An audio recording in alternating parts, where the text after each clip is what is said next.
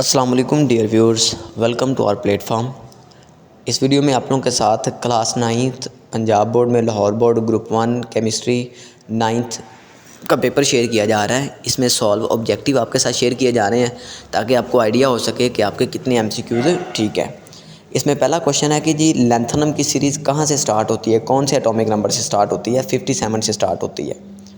दूसरा है G metal hydration का ऑक्सीडेशन नंबर क्या होता है। ये आप याद रखें, एक एक्सेप्शन से ये पूछा गया कि उनका -1 होता है, वैसे जो हाइड्राइड्स हैं उनका +1 होता है।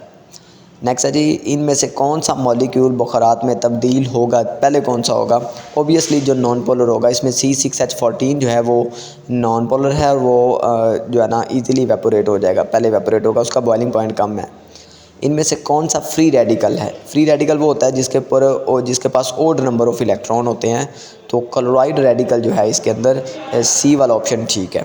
नेक्स्ट ये है जी dental amalgam is filling tooth is a type of, उसका कंपाउंड का उसने नाम पूछा हुआ है। नेक्स्ट छठा एमसीक्यू ये है हमारे पास जी which of the following element belong to group 11। Group 11 से कौन बिलोंग करता है, कॉपर बिलोंग करता है। नेक्स्ट है जी the father of nuclear science is, ये उसने पहली दफ़ा पूछा है, ये है रदरफोर्ड। नेक्स्ट है जी which one is more stable and hard covalent compound. Stable कौन सा है इनमें से और कोवलेंट कंपाउंड कौन सा है, तो ये इसमें आपके पास है जी मीथेन। नेक्स्ट है जी free mobile electrons are present in, metals में होती हैं, इसी वजह से ये good conductors of heat and electricity होते हैं। नेक्स्ट है जी in electroplating of silver, silver ions deposit in, silver ion कहाँ पर डिपॉजिट होते हैं, तो इसका राइट ऑप्शन है डी।